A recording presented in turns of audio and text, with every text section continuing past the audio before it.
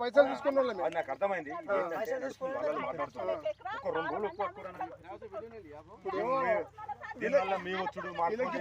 సుధాకర్ బండ్లు ఆపిరు. బండ్లు ఆపితే ఫోన్ వేసి మాట్లాడినాం. ఏమైనా చర్చలు అక్కడ చేసుకున్నాం, ఇక్కడ చేసుకున్నాం. సుధాకర్ అన్నాం ఆగేదే లేదు. వాన ఎట్లా చూస్తున్నావు కదా, ఇటు 3 రోజుల వానకి ఇస్తున్నానని ఆపుకున్నాం.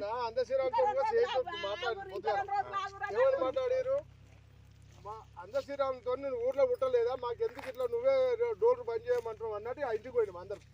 అందరూ పోతే ఏమన్నారు, చూడు అమ్మేటోళ్ళు దౌర్జన్యంగా అమ్మటోళ్ళు ఉంటే అది తీసుకొని ఏమన్నా అనుమానం, నేను సీఎస్తో మాట్లాడతాం. ఫోన్ కొట్టు, ఏం సార్ మరి ఏం సంగతి, పబ్లిక్ ఇదేంది, నువ్వు ఊళ్ళో ఉండవు, ఇలాంటివి పట్టించుకోవా, మరి దాతలందరూ ఎంబడి వస్తారు, గుండెగాలంతా అడవిలు ఉన్నారు, మరి నీ సంగతి ఏంటి మాట్లాడమని, మరి మేము దిగాలంటే దిగుతాం, మరి చూడు మీరు అన్నారు. అట్లా ఎందుకు సార్ మామూలుగా నేను బంద్ చేపిచ్చేసా, వాళ్ళు ఎవరైతే పైసలు తీసుకోలేదో